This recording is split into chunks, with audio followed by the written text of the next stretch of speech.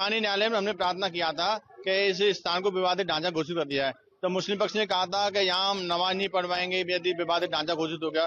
तो माननीय न्यायालय ने उनकी नमाज की स्थिति को देखते हुए या सुप्रीम कोर्ट ने पहले एक आदेश दिया था कि जब तक वर्शिप एक्ट पर फैसला नहीं हो जाता तब तक निचली अदालत कोई फैसला नहीं देगी। तो उसी आधार पर माननीय न्यायालय ने यह फैसला दिया है। तो हमें उम्मीद है, क्योंकि जिस औरंगजेब ने तलवार के दम पर हमारे हिंदू मंदिर पर अवैध कब्जा किया था, हमें विश्वास है हम कलम की ताकत से और न्यायालय के सहयोग से यह लड़ाई अवश्य जीतेंगे। हम अपनी उम्मीद में लगे हुए हैं और यह लड़ाई जारी रहेगी। हमारी तरफ से सारे सबूत और साक्ष्य प्रस्तुत कर दिए गए थे।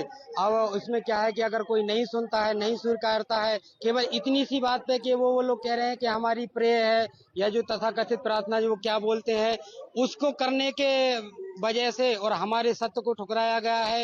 ये दर्शाता है कि सनातन धर्म के धर्मावलंबियों को और इससे डबल ताकत से आना चाहिए, डबल ताकत से आने की जरूरत है, क्योंकि सत्य को हर कोई स्वीकार नहीं कर सकता है। अभी ये क्या है कि सत्य को स्वीकार नहीं कर रहे, सत्य को इनकार कर रहे हैं। हम उम्मीद कर रहे थे कि फैसला हमारे हक में हो, पर कोर्ट का जो आदेश आया है उससे हम अभी उम्मीद करते हैं कि आगे हमारे हक में कुछ होगा, क्योंकि जिस तरीके से हम देख रहे हैं कि वर्शिप एक्ट के बारे में अगर हम सोचें कि वर्शिप एक्ट की वजह से वहां लोग नमाज कर रहे हैं, इस वजह से अगर हमारी चीज मांग को नहीं देखा गया तो मैं ये बताना चाहूंगी कि श्री कृष्ण जन्मस्थली प्रॉपर यहाँ है। जिस जन्मभूमि का जो मेन जो मूल गर्भगृह है जो कि मंदिर मस्जिद में आता है, तो हम उसकी पूजा नहीं कर पा रहे हैं, जबकि शाही मस्जिद जो है वहाँ पर नमाज नहीं होती, लेकिन फिर भी मुसलमानों को वहाँ नमाज करने की आजादी है। श्री कृष्ण जन्मभूमि और शाही ईदगाह विवाद में माननीय उच्च न्यायालय में हमने एक एप्लीकेशन